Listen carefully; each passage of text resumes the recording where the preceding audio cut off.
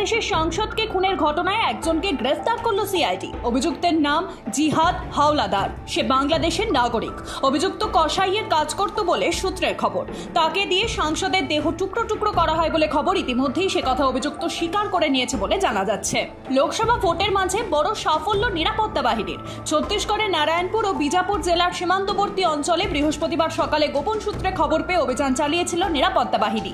নারায়ণপুর ও বিজাপুর জেলার সীমান্তবর্তী অঞ্চলে বাহিনীর হাতে নিকেশ হলো 7 জন মাওবাদী। ঘটনাস্থল থেকে উদ্ধার হয়েছে আগ্নেয়াস্ত্র। সরকারি হাসপাতালে নেই বিদ্যুৎ পরিষেবা। বেহাল দশার ছবি উঠে এসেছে কর্ণাটক থেকে। সেখানে চিত্রদুর্গা জেলার মোলাকালমুরুতে একটি সরকারি হাসপাতালের এমনই বেহাল দশা দেখা গিয়েছে। মোবাইলের আলো, মোমবাতি, টর্চ জ্বেলেই রোগীদের চিকিৎসা করা হচ্ছে। তা দিয়েই চলছে ক্ষতস্থানে সেলাই করার কাজ। বাতিল করতে হচ্ছে ওটিও। সাত সকালে ভয়াবহ দুর্ঘটনা দিল্লি জম্মু জাতীয় সড়কের উপরে। পুণ্যার্থী ভর্তি বাসের সঙ্গে ট্রাকের মুখোমুখি সংঘর্ষ। ঘটনাস্থলে 4 জন নিহত।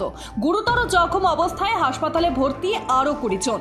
ভোটের মুখে স্থানীয় মহিলা বিজেপি কর্মীর খুনের ঘটনায় শুক্রবারও থমথমে রয়েছে পূর্ব মেদিনীপুর জেলার নন্দীগ্রামে। খুনের ঘটনায় এখনো অধরা অভিযুক্তরা। এলাকায় তল্লাশি চালাচ্ছে কেন্দ্রীয় বাহিনী। এই খুনের ঘটনায় রাজ্যের কাছে অ্যাকশন টেকেন রিপোর্ট চেয়ে পাঠালেন রাজ্যপাল ডক্টর সিভি আনন্দ বোস।